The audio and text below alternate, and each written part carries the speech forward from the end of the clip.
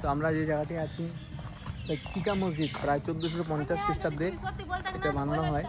তো রাজা হোসেন শাহের আমলে এটিকে কারাগার অর্থাৎ জেল হিসেবে ব্যবহার করা হতো। তো এখানেই ছিল রূপ গোস্বামী এবং সনাতন গোস্বামীকে বন্দি করে রাখা হয়েছিল।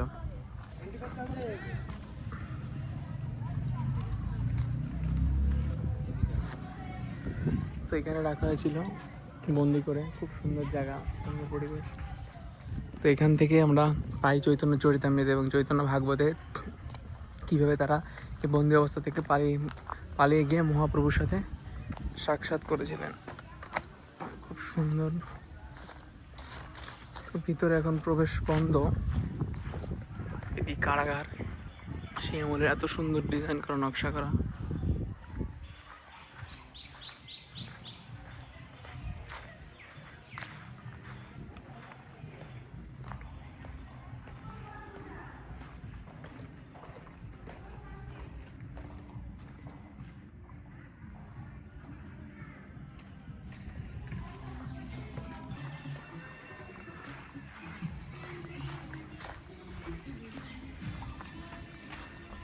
তো সুন্দর জায়গাগুলো, এত সুন্দর।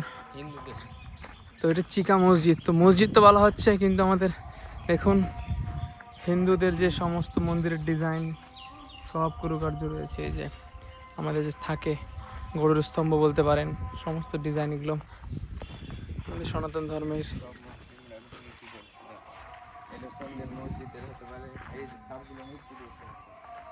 তো সমস্ত চিহ্ন প্রমাণ সব হিন্দুদের।